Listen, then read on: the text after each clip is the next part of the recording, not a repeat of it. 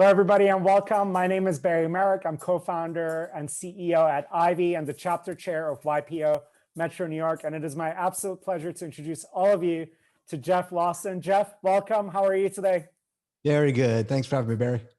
It's so good to have you here. We're going to be having a truly transformative conversation on how we can all better harness the power of software developers and win in the 21st century. So Jeff is the co-founder and CEO at the legendary tech company Twilio, which is now among the world's top 5 fastest growing tech companies, and their valuation has tripled since COVID started. He's also a serial inventor with over 15 years of entrepreneurial and product experience. Prior to Twilio, he founded and was the CTO of NineStar, the founding CTO of StubHub, and the founder, CEO, and CTO at Versity. So he's a truly amazing person. TechCruncher has named him the founder of the year. Fortune has named him 40 under 40. And most recently, he took all of his learnings to help all of us to figure out how we can, quote unquote, ask our developer with his latest book, which is called How to Harness the Power of Software Developers and Win in the 21st Century. So it's a real pleasure having you here, Jeff. I want to kick off by asking you, what led you, after all of this experiences, all the successes, and I'm sure all the learnings, what led you to finally crystallize everything in this book? And what's your vision for the kind of impact you want it to have? Absolutely. Thank you, Barry. Yeah, I realized I am in somewhat of a unique position, given that I'm a software developer. I was, writing code for, 15 years. And now I'm also a CEO and I'm running a large public company. And so having my foot in both the developer world of what does it take to innovate and code and the process of building software, but also with one foot in the business world as a CEO running a company and doing those things, I have a pretty unique perspective into how both of those sides work. And what I've noticed is that at most companies, there's a really big divide between the technical talent and the business leadership. And both sides sort of don't understand the other, don't really talk the language. They don't really know what makes the other tick. And the problem with that divide is that it is so incredibly important for companies to execute well in technical realms now that we are in a digital economy.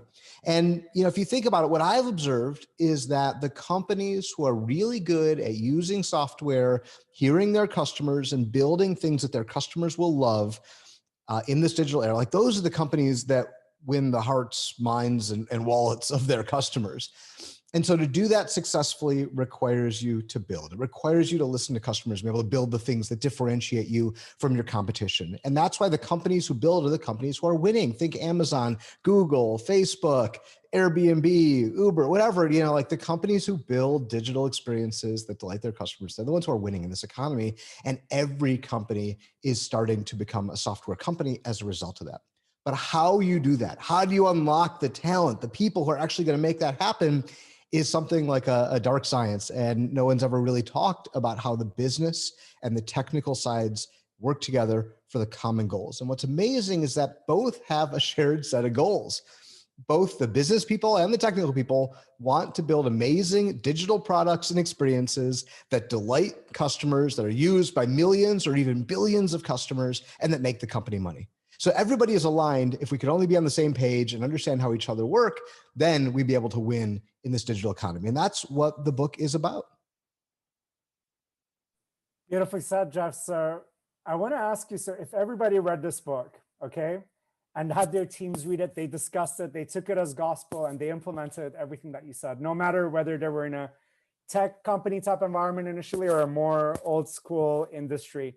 Tell us what that world would look like. If everybody kind of followed your guidance, how could companies be? What's really possible out there? Can everyone really be like a Google type company? Or is that just for some companies and not others? Well, obviously, every company isn't going to literally jettison their business and only write software. Most of the time, software enables a company to do its business even better and to build even better experiences they have with customers, digital products. I mean, if you think about it, today in business, the companies that we do business with, we mostly think of as a screen nowadays. 20 years ago, you walked into a bank and you looked around, and if it was well lit and nicely decorated and they cleaned up and the teller was friendly and they gave your kid a lollipop, you'd say, oh, wow, I really like my bank. Nowadays, your bank is a mobile app. And you really like your bank if the app is fast, if it doesn't crash, if it has features that are getting better that make your life a little bit easier every day, then you say, I like my bank. And if you don't get those things and along comes some startup bank that has a much better mobile app because they are a digital first company and they hire a lot of software developers and they're always thinking about what's the customer experience. Well, eventually that startup is going to start to win market share. And then everybody else has to wake up and figure out how they're going to answer that. And so I think that this trend is already happening. It didn't take my book. This has been going on for the last 15 years. The pace of it is only accelerating. And in fact, COVID accelerated that digital trend even more because we have become so much more reliant on digital technologies to conduct our business when we can't do face-to-face. So this trend was already in full steam and then got accelerated because of COVID. And so if everybody read and implemented every word I said in my book, first of all, maybe not every word, but if you took the best ideas from the book and implemented them, what I think would happen is that there'll be a lot of friction that would decline inside of companies. Because I find that executives get really frustrated with technical folks. And by the way, technical folks get really frustrated with the executives.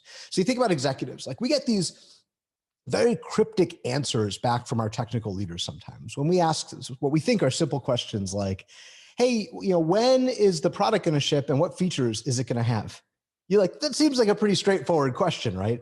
And you sometimes get these wishy-washy answers back from technical leaders like, well, we can hit the date, but the features, we don't know exactly what's going to be in it. Or they'll say, well, we can ship it with all the features, we just can't tell you when. And as a business leader, that's infuriating. So you're like, well, we've got a whole marketing campaign, we've got a conference, we've got whatever we're going to do to launch the thing. You can't tell me when and what it's going to be.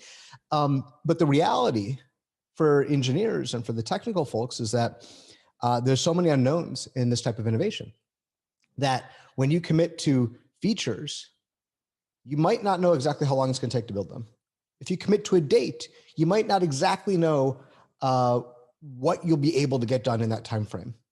And like yelling and table pounding and all that doesn't change the fundamental physics of software development. And so if you really force a team to like deliver software on time with this number of features, guess what gets cut? Quality.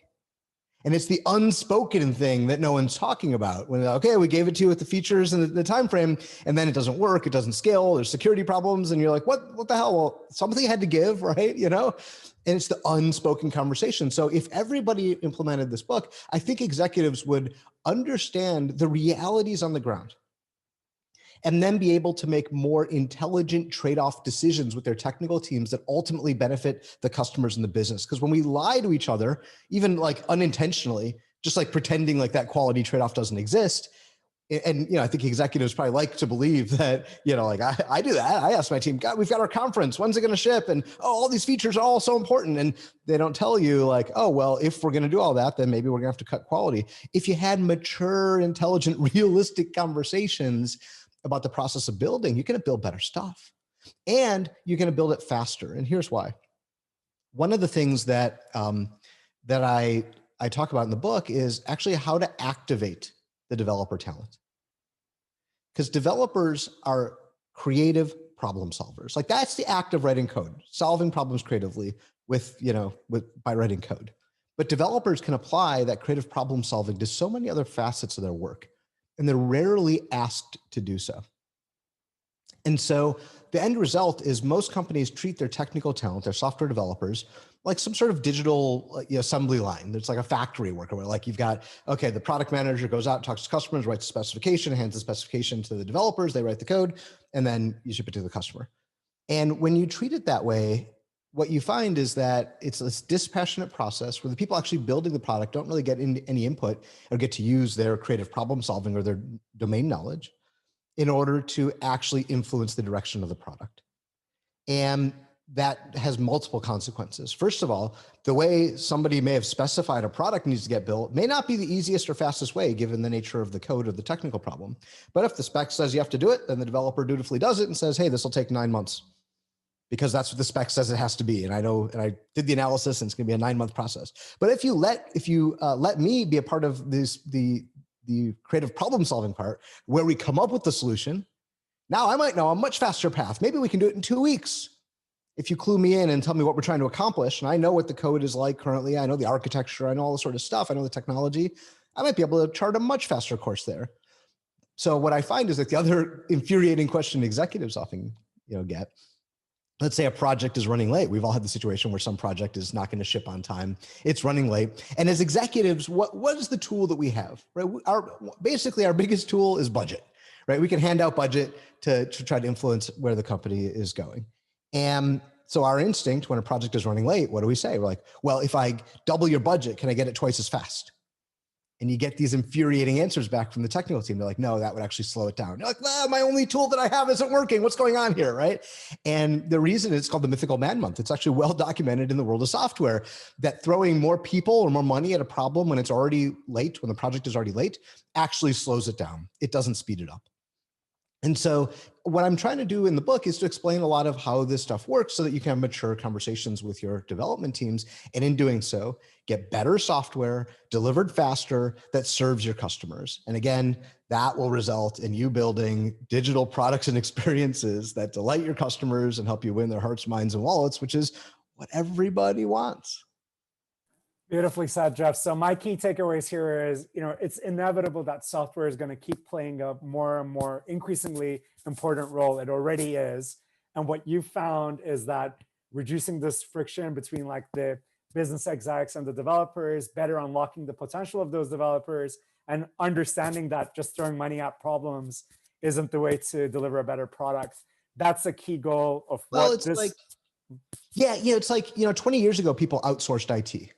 Right? Because I said, oh, this isn't strategic. It's a cost center. Because IT was about laptops and it was about maybe some back end, like financial software or whatever. And your customers didn't know or care about any of that stuff. And so it made sense. You would just outsource it and say, this isn't core. But over the last 20 years, what's happened? These screens have turned into the primary interface that we have with our customers in so many different facets. And so therefore, it's not a cost center, it's your source of competitive differentiation. And so if everybody adopted the book, then every company would be in a more athletic stance to be able to compete in this digital economy. And that really is the point of it all. Awesome. Thank you, Jeff. So let's dive straight in. And I want to ask you, if you had to, kind of zoom all the way out and narrow it to the fewest number of critical ingredients to getting this right. So what's the recipe to unlock your developers' potential to really become the most effective at leveraging software? What would you say are the most important inputs? Give us a bird's eye view of what they are in general, and then we'll take them in turn to learn from your experiences what we can do to become better at each one. Yeah, I would say the three most important things are, number one, it starts at the top. So you have to decide that executing well and winning in this digital economy is actually important to the company. Because if not actually important, you probably won't have the energy to do the things you need to do. And that's for you to learn. My supposition is that every company will eventually need to get good at this. And sure, you're not going to build everything, but the things your customers care about, the things that differentiate you in the eyes of your customers, when your company is able to listen to your customers, hear an idea of a better way to serve them and say, yes, we're going to build that. And if it's important to you that you get to say yes when that moment arrives, then you need to be able to build those differentiating bits of software. Because you can't, if you just buy all the software and you're like, that's a great idea, but the software that we bought and all of our competitors bought doesn't do that. So I guess we have to say no. How are you going to differentiate in that world? So it starts at the top. The second thing that I would say is that experimentation is the prerequisite to innovation. Every big idea starts small. And so if you want to come up with the next big idea, if you want to really innovate, push the ball forward for your customers, lead in your industry, there's risk-taking involved. And you have to create a culture that tolerates and celebrates that risk-taking. And it's a process. It's not just like Hail Mary passes all the time. It's actually a process for how you build that culture. The third thing that I would say is most important here is that you need to take your technical talent, developers, your creative problem solvers, treat them like creative professionals, and share problems with them, not solutions.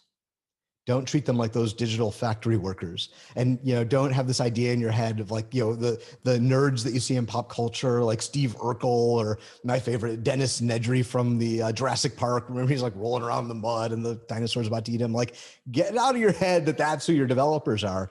Instead, think of your developers as full human beings, creative problem solvers, and amazing partners. In fact, maybe the best partners you have in actually executing a digital strategy. So those are the three things. First of all, it starts at the top. Experimentation is the prerequisite to innovation, and share problems, not solutions.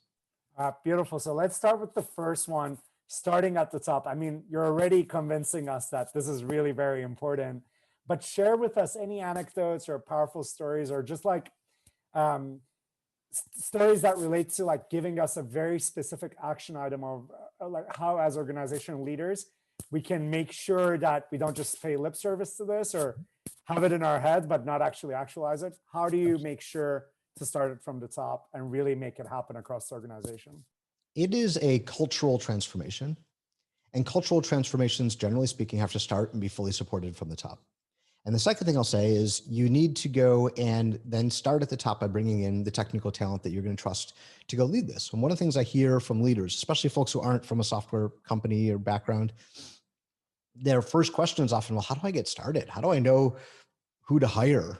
And how do I hire my first technical talent when they're the only ones here? And, they may not want to take the job because we're not a software company. Wouldn't they rather go work at Google or whatever, right? And my answer to that is simple. Actually, one, there is so much technical talent that would love to work at your company, because when they do, they get to have big impact. They get to be a big fish in a small pond. You think about, say, developers. They could go be, developer number 78,000 at Google, or they can be the person who's really defining the future of your company. And that's an amazing pitch. So don't discount that. But it starts with you as the leader saying, this is important. I love the story that I share in my book of Domino's Pizza. So over the last decade, Domino's Pizza is this sleeper success story. Look at their stock. Their stock has outperformed like most of the tech giants over the last decade.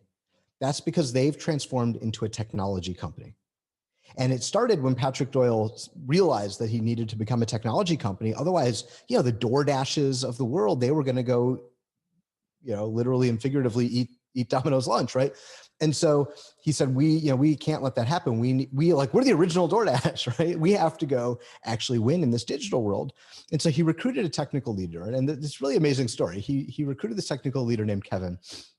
And Kevin took the meeting, actually. He had no intention of working at a pizza company. He took the meeting as, I think, a favor for a friend or something. But Patrick Doyle, the CEO of Domino's, said, look, the future of our company is digital. We don't know it yet, but we need to become a technology company because there's all these other alternatives that are right around the corner, and we need to be right there with them. Domino's will be a technology company, and I need you to lead the effort. And you will have my full support, and I need you to transform us. And when you think about that mission, right? Domino's Pizza, like we've all had Domino's Pizza. You're like, you get to own the future of this company. You dictate whether we succeed or fail in this digital economy, and I need a partner in that. What a great pitch that is. The other great story that I loved came from President Obama, actually, of all people. So if you may remember, President Obama passed his signature legislation, the Affordable Care Act. And you think that is such an extraordinary accomplishment, right? To pass, essentially, this healthcare bill that had been talked about for decades finally gets passed Congress, all the politics behind, only to see it fail because of the website. Think about that.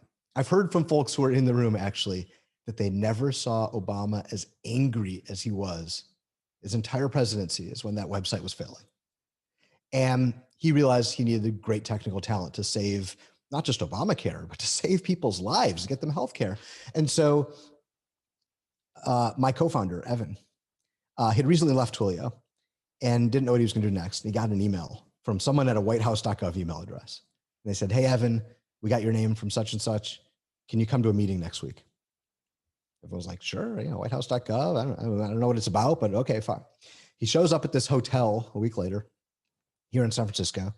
And, there's all the security, the metal detectors, they did the background checks, all this sort of stuff. Takes an elevator up, top floor, sitting in a suite. And there is 3 other developers. Like, do you know why we're here? No, I don't know why we're here. And a minute later, they hear boom, boom, boom, boom, boom. Helicopter flyby. It's Marine One. And 5 minutes later, the door opens. The president himself steps into the room. And he says, your country needs you. In the federal government, we do not know how to build software, and it is killing us. And your peers have said you are some of the best and brightest of Silicon Valley. So I want you to come and serve your country. Teach us how to build software like you do in Silicon Valley. And if you do, you will transform the nature of how we are able to govern this amazing country. Which one of you can't do it? You better believe that all of them said yes, right? What an amazing pitch, right? It's the same pitch that Patrick Doyle at Domino's made.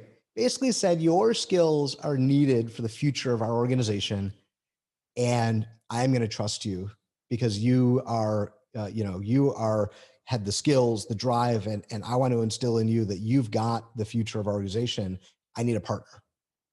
That is what I mean when I say starts at the top. But then you have to support them, right? Then you have to do like other cultural transformations. Experimentation is a prerequisite to innovation. Share problems, not solutions. But it starts with the belief, the heartfelt belief from the leadership that this is important and that you're going to recruit someone and convince them that even though you're not Google, you're not Amazon, and many of the other places where great technical talent could go work, the mission that they're going to undertake for you to transform your organization is truly meaningful.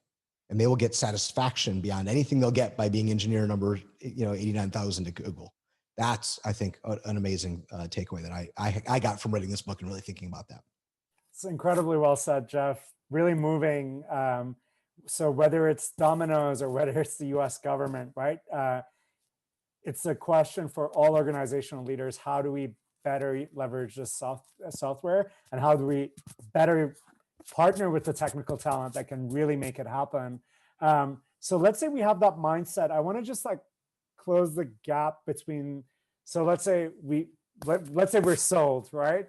And one of the things we need to do is make sure either we already have the technical talent in-house, or we have to find that technical talent one way or another. We have to empower them. Share with us how you go from that step to then actually adjusting and augmenting your strategy and goals to better incorporate the potential of what software can do. Because, it's not just a matter of, having that extraordinary CTO, but it has to be combined. Like you said, it needs to start with the top, also with the business strategy being open to that technical transformation. So what have you found to be like, let's say, a powerful prompt that an organizational leader can answer to really get them to identify what could be the most transformative areas to leverage software to make a bigger impact? Believe it or not, I don't think it's up to a matter of strategy per se. I actually have a different way of thinking about it, which is, you're in business to solve problems for your customers. That's why people pay you. So every business basically comes down to, are you solving a problem for a customer? And so when you realize that, what you then need to do is to take one of the other things that I said was to go to your technical talent and share problems, not solutions. So what does that mean? You take the biggest, most interesting problems that you see you could solve for your company, like business problems, or for your customers, the things your customers are saying they need. And you go to your technical team and you say, here's this really big, interesting problem. Can you help me solve it? It's as simple as that. And I'll give you, an example. I'll go back to my Domino's example. So Patrick Doyle hired this guy, Kevin. He started to build the technical organization. And one day, Patrick Doyle had a realization, and he went to Kevin and he said, hey, you know what? Can you guys figure out how to make it so that someone can order a pizza from a stoplight? Because I've observed that a lot of our customers are parents, and they're on their way home from work, and they realize they haven't done anything for dinner yet, and they need to order dinner. If they could do it when they're waiting at the red light in traffic on their way home from work, that would solve a problem for many of our customers, and we'd be the preferred way for them to order dinner at that stoplight. And that simple observation and question, he didn't say, here's how to do it. I want you to go build a mobile app that does A, B, C, D, and E or whatever. He just said, can we make it so customers can order their dinner at a stoplight? Sent Kevin and his team down a decade of innovation. Because if you remember Domino's of 20 years ago, you just called the store. They said, please hold. They didn't even answer the phone, right? Like, and then eventually they'd pick up, yeah, what do you want? And you basically read off your order and then tell them what address you need them, send it to, and they'd hang up. And so Kevin and his team, they had to build CRM. They had to build a customer records. They knew who you were. So they could or remember your last order and actually enable a fast reorder for you. Sorry, I think my wife's phone is ringing or something. Might be your Domino's order. Yeah, it might be a Domino's coming. It's a little early for that in San Francisco. That's right. And then they built mobile apps with like one-touch reordering. You could order a pizza from a text message. They built the Alexa app. They built all these things to enable them to be really customer centric, because that allowed them to like understand their customer and make rapid and easy ordering incredibly natural for the Domino's experience. And so that simple observation that he shared, and like out of that came the pizza tracker, right? Am I going to get home before the pizza, or is the pizza going to get there before me? Right. And everyone, like, the pizza tracker is now everybody refers to, we want the pizza tracker. Right. And so that simple observation led it. And this notion of sharing problems, not solutions, came to me because one of my experiences earlier in my career. So there's one of the things I talk to a lot of folks about, and I don't know how many folks on this call or listening now are think of themselves as like savvy with technology, or maybe get a little intimidated by it. I don't really know all this stuff, and maybe developers are intimidating, and it's okay to realize that you're not supposed to know how it all gets implemented, and you're not supposed to know everything that's possible.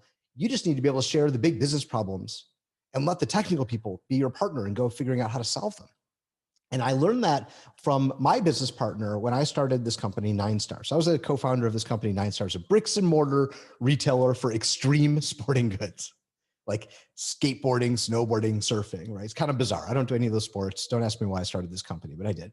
And I was the technology guy. I was building all this technology. We started it in the early 2000s. And I thought it was really interesting to see, like, well, how could technology be brought to bear to build an amazing retail experience? And my business partner there, this guy named Matt, who I talk about in the book, was very much non-technical. In fact, when I first met him, I hired him at my first company in 1999. He was like a technophobe, I would basically say. Like, I handed him his laptop his first day at work, and he's like, I don't need that thing. It's like, how do you do anything? He's like, I don't need that. And it was like, so he's a technophobe. But what the working style we got into was really amazing, because he was operating this retail stores, and he was always trying to figure out these problems. Like, one time he was trying to figure out, how do we incentivize the store manager to actually make sure every customer that walks in the door gets greeted by a salesperson and gets help if they need it. And he said, well, let's measure the conversion rate of people who who are shoppers converted into buyers. Like, that's a natural way to measure the success of the store in that initiative. But he didn't know how to do that. So he came to me and he said, hey, Jeff, I have a question. Could you think of some way that we could get the conversion rate of how many people walk in the door to how many people end up buying something? Because if we could put that in front of our store managers on an hourly basis, then they'd be really incentivized to make sure everyone gets the help they need. I said, oh, wow, that's a really interesting problem. Yeah, it's I think they have those door counters, those the light beam, you walk through the door and it knows somebody walked through the door. And then I think there's, we've got the data on the point of sale system, how many unique customers we serve today. And I think we can do that. And I just started going down the rabbit hole. I thought this was a really interesting problem to solve. And I'm researching, the door counter systems. It's something I'd never thought of before in my life. I was researching these and okay, which of them have APIs so I can get the data out and do all this math to show the store manager. And a week later, I had the thing working. And that's because he didn't pretend like he knew the answer. And he just came to me with a really interesting business problem that seemed like if we solved it would really help our business to grow. And that got me really excited and interested to go figure out creative ways to solve the problem. And so what I always tell folks is, if you share the problem, it does multiple things. First of all, it gets the technical talent really invested. They want to solve that problem. If you scratch that part of the brain that's oh, here's a really interesting problem to go solve, right? And the second thing is, it frees you as the business leader from feeling like you have to develop the digital strategy of the company. You have to understand all this technology. Because what it says is, you just have to understand the problems that your business has and the challenges your customers have. And when you gain a good understanding of that, you can then turn around and empower your technical team to come back to you with, what are some ways we could solve this? And that everybody wins when we do that. And it's very liberating for business leaders to recognize that it's not up to them to solve the problem. It's just up to them to discover the problems. Right. Absolutely. Thank you for that, Jeff. And so perhaps a question that we could all ask ourselves is what are the, let's say, top 3 customer needs in our business that's similar to that Domino's challenge of like, okay, at a stoplight, how would you order a pizza, right? Before the light changed. What's the equivalent of that for our customers? What are the top 3? Not the solution of how we would do it, but actually what the questions are. And then empowering our technical creative talent to, help, connect the dots behind that. So would you say that's a good exercise? Would you frame it differently? Let us know. Yeah, I think that's good. Customer problems and or business problems. Like think about the one that Matt was sharing with me. That wasn't a customer problem, it's a business problem. So it can be either the way you're running the business or the problems your customers need solved. I define the notion of this software people in the book. And software people aren't developers per se. Software people are anybody who, when you see a problem, your instinct is say, "Ooh, I wonder if software could solve this problem." And I consider Matt, again, this technophobe, he was a software person because he would see these problems and turn to me and say, Jeff, I wonder is there a way to solve this, right? And so think of yourself as a software person and ask, what are the biggest problems the company has or that our customers have that maybe I should be turning to our technical team and handing them those problems? All right, excellent. Thank you, Jeff. So this was all about the starting at the top, having that mindset. Let's now, and we did cover a little bit of the tech talent and treating them as the creative talent. The second point you had made, experimentation is the prerequisite to innovation. Now, on the one hand, a company or a leader could be at fault for not experimenting enough or quashing experimentation. On the other hand, a leader could also be blamed for, oh, you want too many new things. You're all over the place. You want us to develop this and that and so on. So it goes both ways, right? So share with us like what you found to be that like Goldilocks zone for innovation and experimentation. How do you make sure that you and your team are experimenting a lot while also not doing it in such a way that like you're all over the place and you get nothing past the finish line? Yeah, great question. I talk about this quite a bit, right? Because it's a process. It's not just try everything. It is a process to define what you're going to try and how you're going to know if it's working. And it really comes down to this. When you embark on new ideas, essentially those are hypotheses about things that you could do that if you did them would make your company more money at the end of the day. Like that's kind of everything. It could be a hypothesis about something your customers need. It could be a hypothesis about a new business model. It could be any number of hypotheses, but you need to treat it as a hypothesis. And what you need to encourage your teams to do, and this goes all the way up to the top, is when there's a new idea, consider it a hypothesis. And so what do you do when you have a hypothesis? You seek to prove or disprove that hypothesis. And you want to prove or disprove the hypothesis as quickly and inexpensively as you can. And so if you have an idea or someone on your team has an idea, first of all, write it down in the form of a hypothesis and ask, how would you prove or disprove that hypothesis? And if you don't have it written down as a hypothesis, like you have a product, I think we should build this, right? You're like, okay, how do I phrase we should build this as a hypothesis? I believe that if we built this, then customers would do that, right? And usually that's like a model that you might make, like a spreadsheet that says, okay, if we built this thing, we think there's 1 million customers who will pay us $5 a month, whatever, making up numbers. Because usually when you embark on new business initiatives, you have some sort of a swag at what you expect will happen that therefore justifies the investment. You say, okay, that's a hypothesis. Now we're going to try to prove or disprove that hypothesis. And so our initial experiment, we're going to start really small. Maybe we'll have half a person's time working on this. Maybe we'll staff a small team. Maybe it's a 5-person team. We're going to have them go start working on proving or disproving this hypothesis. And here's the key thing. You're going to set check-in points and you're going to ask essentially, where are we at in proving or disproving? So let's say you say, we're going to have 1 million customers spending $5 a month. Well, the first thing is to get, one customer spending $5 a month and figure out if that's possible. And if your first customer says, there's no way I'd pay $5 a month, then okay, like maybe, obviously you do more than one. But if you struggle to get even one customer to validate your hypothesis, there's signal in that. The other thing is you say, oh, okay, well, I think there's 1 million customers. Well, if you do your research and you find that, oh, it turns out there's only, 1,000 customers in this market, and each one would pay us $5 a month, you've learned something. Maybe it's no longer worth going after. And so when you treat the new idea as a hypothesis to be proven or disproven, a few things happen. Number one is everything doesn't feel high stakes, high risk. You're only putting a little bit of money in, and you can do that a bunch of times actually, because you're not committing long-term. You're just saying, we're going to build this muscle to go prove out hypotheses. And once you do that, you can do that frequently and inexpensively and quickly. And you're not married to those ideas. You're married to the process. But the other interesting thing that happens is you learn quickly and you celebrate the people who learn even the things that customers don't want. So imagine two scenarios. One scenario where, the company, the CEO says, I've got this amazing idea. Everybody drop what you're doing. We're going to put, $100 million in this thing, and we're going to spend the next 5 years building it.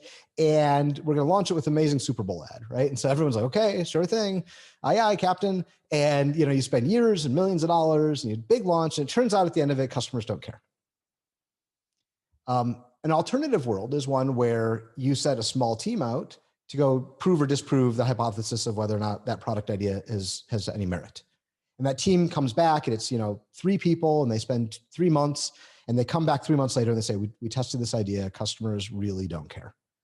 And what happens in those scenarios? Oftentimes when especially when the executive themselves has the idea, they're like, well, you're not trying hard enough, and you say, oh, I'm going to bring in another team because this isn't working or whatever.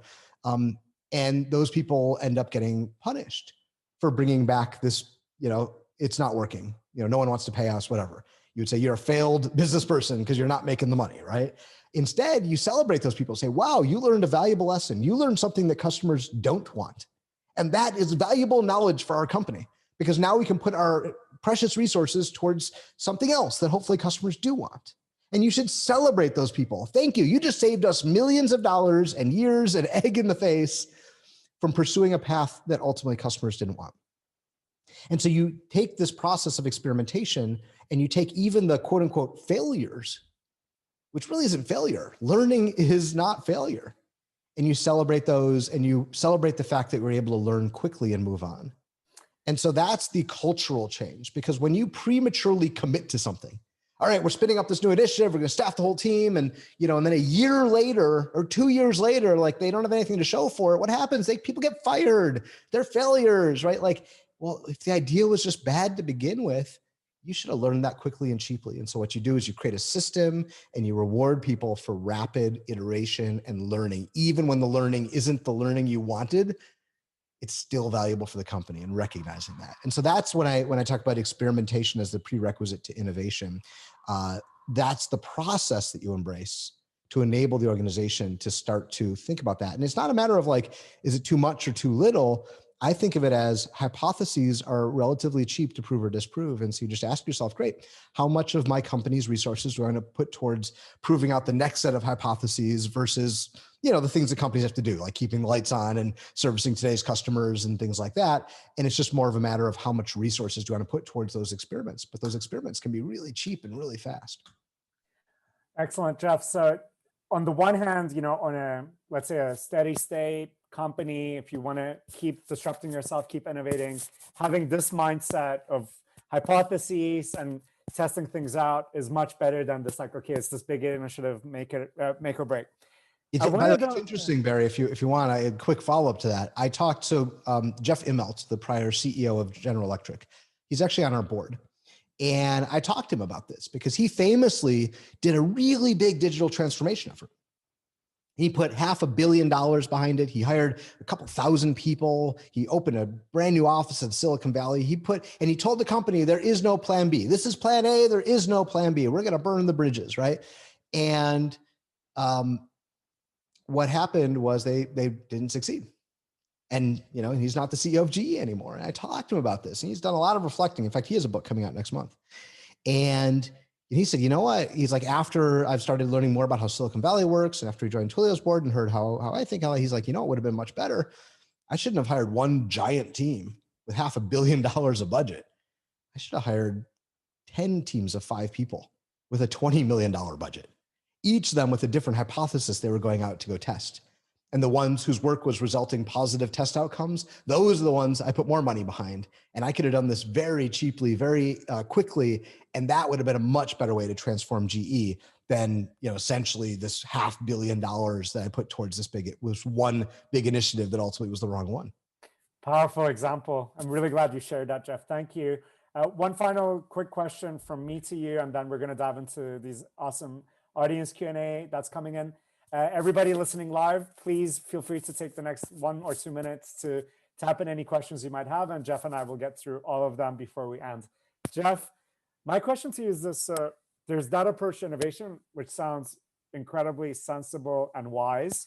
And but I also want to ask you about another kind of potential innovation. So when COVID hit, us, like millions of other businesses across the world, we had to there wasn't time to test a bunch of hypotheses necessarily. Like it was one of those things where okay, if 80 to 90% of your business was offline and now it all had to be online, you had to just go for it and do it fast and kind of try a ton of things really, really quickly and really do put all your eggs in one basket.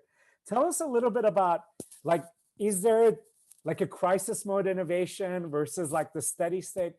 Because a lot of companies did extraordinarily well innovating super fast with the gun to their head.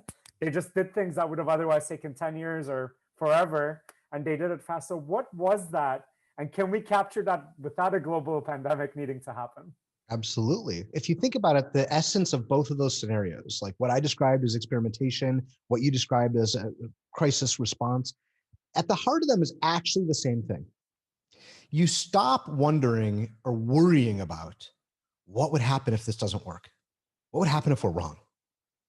And you have an inclination to say, let's try it. So in a pandemic, when people said, hey, we've got to do this new thing, you said, absolutely, it's existential. We don't have time to wonder. We don't have time to, have the naysayer, oh, but what if the something doesn't work? You just throw that away and you did it. The same thing happens in normal time of experimentation and in innovation. Because oftentimes we get so worried about there's some new idea. Oh, and people get very worked up oh, well, what happens if it fails? If it fails, it'll look really bad for the company. It will look really bad for my career. Oh, if it doesn't work, what about this? What about that? It's just this worrying mentality. And if you really are able to drop that and say, you know what? What's the worst thing that can happen? Now, if you bet $500 million, there's some bad things that can happen, right? Especially if your company isn't the size of General Electric. But if you say, I'm going to bet $50,000 and we're going to spend a month or 2 months trying to learn, what's the worst thing that's going to happen? I mean, you can scale that number to the appropriate size for your company, right? The amount of money where if you're wrong, it's not going to kill you. But if you're right, you may have just figured out the next big thing. That's how I would look at it, because that's essentially what happened during COVID. You stopped worrying about, oh, what if we're wrong? Because if you're wrong, it's existential anyway. If you didn't do anything, the paralysis would have killed you too. So you just dropped all those things that normally take a lot of the energy of a company or of an executive team, and you just throw them out the window. Well, that's what you need to do in normal times too, honestly. Stop fretting about all this stuff and just ask, what's the worst thing that could happen? A few anecdotes on that front. I love the Bezos quote from one of his shareholder letters several years ago. He talked about, a lot of companies, there's a huge amount of discussion and debate and all this about relatively inconsequential things. And at Amazon, we try not to waste our time on things that are inconsequential. And here's how we do it. We think of decisions that need to be made as one-way doors and two-way doors. I don't know if you've heard this before. So two-way doors are, if we make a decision, we go through that door and it turns out we were wrong, we can just walk right back through the door. No big deal. One-way doors, when you walk through the door, it's closed, it's locked, you can't go back. And so a lot of companies spend a lot of their energy debating those two-way door questions, and that is a big waste of time. Just delegate though. Put your frontline teams, tell them they can do those experiments and run fast and figure out those things. And if we're wrong, two-way door, you just walk right back through, no harm, no foul. And the one-way doors, those are the ones you should spend time on, because if you're wrong, there's long-term consequences to the company. And so really thinking about this as one-way doors and two-way doors, I think is a really important thing. Another change that we made at Twilio, actually, my head of product is a gentleman named Chi Chu, who came, he has a long career in technology, worked at Amazon, worked at Google, worked at Microsoft. And when he arrived, there were these relatively small projects in Twilio that we were running kind of like in the one-way doorway where like they come to the it was like a small project and ultimately like not the thing that's going to make or break Twilio, at least today, right? Like like the small experiments, they come before team, it'd be a lot of discussion. The teams are really afraid of like presenting in front of all the executives and the executives kind of tear them down. Like, how come this isn't here? Like all the mistakes I talk about making, like we were making them. And you know what he said? He's like, you know what? Like, I'm just going to take these experiments. I'm going to hide them from you. I'm going to run them over here in the corner. You're not going to even hear about them until there's like something that's worth talking about. And I fully supported that. I was like, that is great. Because I can tell we are tearing down these early experiments by treating them like our big revenue making parts of the business. We're inspecting a tiny little like brand new sapling of a tree in the same way that you inspect a giant redwood, which is wrong. And so again, treating those things like they don't need the executive team of the company's attention and scrutiny. We need to let them just grow off in the corner. And when it turns out those teams are onto something, the only question we need to ask ourselves is, great, is it time to put more fuel on the fire? Or if they're, they figured out something that's not working, we figured out the thing that customers don't want and we don't have any other ideas, great, shut it down, move on. So thank you for learning that quickly and inexpensively. Let's find another area for you to experiment on. And so those are the things that I think really make it come to life. And I just think that COVID was the same thing. It just came from the external, the existential crisis that came from outside of our walls, forced us to think that way, to say, look, we don't have any choice. We have to try these things. That's the spirit that you can harness all the time. Excellent, Jeff. Thank you so much. These have been powerful insights. We've got some great questions here from the audience. We're going to be doing this quick fire style, so they all deserve a lot more time, but to the extent possible, let's try to do 1-minute answers to these amazing questions. The first one is from Gabriel Nakashima. He asks and says, the key to the hypothesis process is understanding the customer. What are the best processes and systems you are aware of to truly embody quote unquote customer obsession? Is CEO on the front lines with customers to formulate questions and hypotheses? Is it through surveys? How closely does the tech team need to be on the front lines to understand the customers that they're building for? Yeah, there's a whole chapter in my book called Wearing the Customer's Shoes, which is the answer to this question. So that's the long form answer to this question, which is read chapter 9. But the short answer is, as your company, in the early stages of a company, say a startup, people wear many hats. So I remember the early days of Twilio when we were 3 people, and any given day I would write some code. I would talk to a customer who was like a pre-sale prospect. I would do customer support. I'd talk to an investor. Like I do everything in the course of one day. But as a company grows, you build up these specialized functions. So you hire a customer support team. And what's their job? Their job is to make it so that your engineers, the people building the product, don't need to answer all these support tickets. And, that's a good thing. And you hire a sales team. Like their job is to go talk to all the customers you're trying to sell to so that the engineers aren't trying to do that. You're like, yeah, I don't really want engineers to probably do that. Okay, yeah, great. That makes sense. And you hire product managers. And product managers, many of them see their job as I protect the developers on the team from customers. My job is to go out, talk to the customers and come back with a spec so I can protect the engineers. And all these people are well-intentioned and needed. But if they really take their job seriously in that way, what they've done is put walls up between the people building your product and the customers they're building those products for. And so what you need to do is very strategically poke holes in those walls so that your teams do get access to customers. In fact, the very best product managers that I know see their job as not protecting the team from customers, rather it's facilitating the right interactions between customers and the team who's building some part of the product.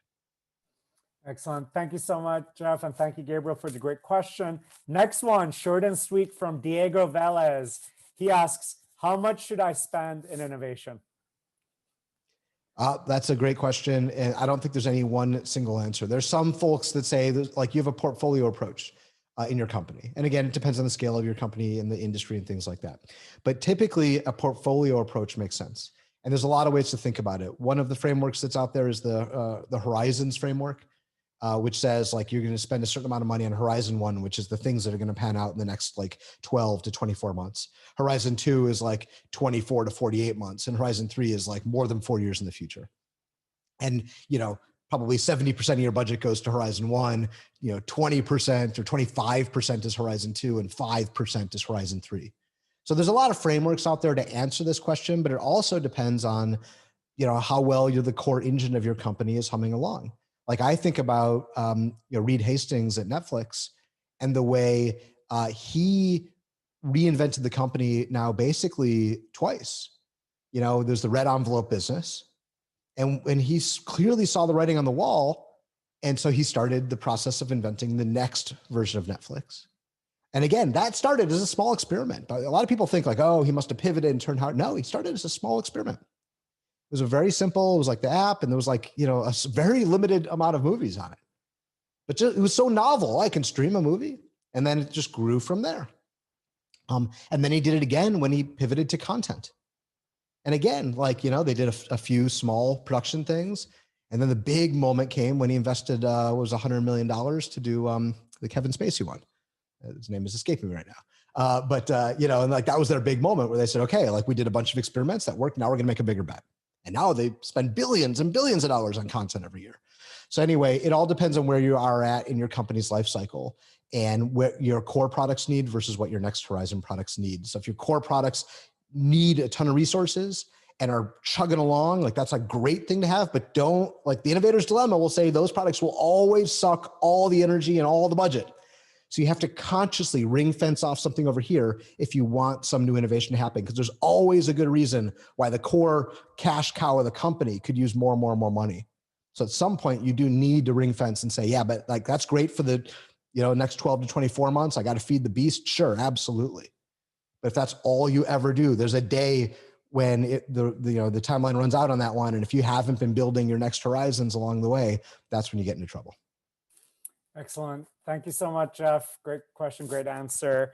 Next one is Amal Tripathi asks, how do you think about growing your technical talent base when you don't necessarily have the money to pay great engineers the way they would be compensated at the Googles and the Facebooks of the world, especially when you're a startup and you already know that eventually having the right talent is absolutely key to your success? I would say, first of all, it starts small. So every big idea starts small. Same thing goes for your technical team. You start with, 1, 2, 3 engineers. And so you don't have to think oh, wow, how do I hire 30 engineers, right? It starts small. That includes a new product or the first time you're hiring technical people in the company, but it also means any new initiative. Always think small first, because you want to make mistakes cheaply and inexpensively. So that's the first thing. Then if you're trying to recruit an engineer and they're like, oh man, I'm choosing between your company and Google. And you might say, oh, I'm screwed, right? You're not. It goes back to what I said earlier. Big fish, small pond. The impact they can have for you and what they will take away from their day-to-day and feel that sense of accomplishment because they're truly impacting the future of your company and they're really close to the customer and they're really close to invention and building something. That is a really amazing pitch. So don't discount it. Now you might say, okay, but money is money. I'm yeah, that's true. So you have to be in the zip code of what a typical hire at those companies might make.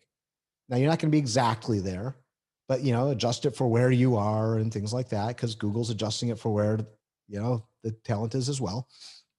And if you're a startup, offer equity. Sure, absolutely. In fact, over-index on equity. But there's actually a whole chapter where I actually, one of the things I talk about is compensation and things like that. And what your pitch, and this worked really well for Twilio in the early days. Our pitch was impact, not salary parity. And there's some people who, because they've got a huge college debt or whatever, yep, you're going to lose them because they just need the money. And by the way, the reputation that big tech has right now is helping you in this recruiting endeavor, right? Do people want to go work at Facebook right now? It's kind of dicey, right? So that is helping you. But pitch impact, pitch loving your job, proximity to customers, and being a big fish in a small pond. And it won't work every time, but you will find that there are folks, and actually the folks you really want on the team who aren't mercenaries will be really attracted to that pitch. Excellent. Thank you, Jeff. And actually, I'm going to add one more thing. Mm-hmm. Don't try to compete. Be the anti-competition. Like one of the things that Twilio does, we don't have a lot of perks in our office. We've got standard 401k, healthcare, sure. We got snacks, But like there's places in Silicon Valley that have like, 12 beers on tap, locally brewed, blah, blah, blah. And I was always like, are you trying to hire people because of the perks? Or are you trying to hire people because they love the customer and the problem domain and the team that they get to join? And I just believe you should lean out, right? And if they ask you, well, so, what are the perks? Where's the tricycles? At Google, they have tricycles. You're like, well, guess what? We don't have tricycles. People show up to work here because they love what they do, not because they get free haircuts. And it's a good weeder. Like the people who really are in it for the haircuts and the tricycles, like, great, go to Google, have fun doing probably not a lot of work. But people who love the challenge that you're providing them, they would lean into that statement. So that use it to your advantage, the fact that you can't provide all those perks, you're not going to match their salary, lean into it. Beautifully said, Jeff. This has been so powerful.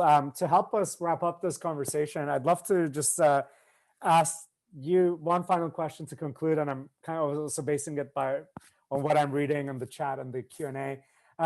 Share with us, like, if you were to give us like one final word of wisdom to really kind of keep up top of mind, to also share with our teams to create the kind of environment that we can enable everybody to think like this, what would that be?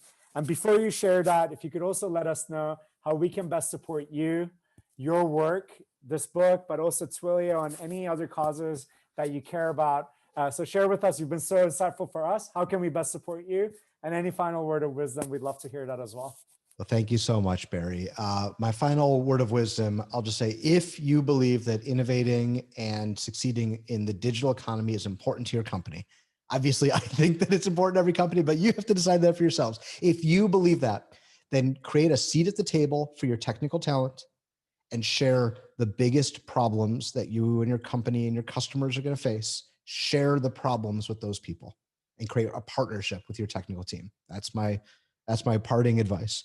As far as how y'all can help, I appreciate the question. So first of all, there's two things that I think are natural outcomes from the book that I released this week. Number one is all the proceeds from the book are going to help organizations that are bringing underrepresented people into technology. And so there's 4 organizations that get the proceeds of this book. They're all helping folks enter the field of technology, whether it's as developers or into the technology industry, who would not ordinarily have had that opportunity. So all the proceeds from this book are really helping to make our tech industry more diverse and inclusive and provide opportunities for folks. And so feel good that the more people who buy this book, we're helping folks to enter this field.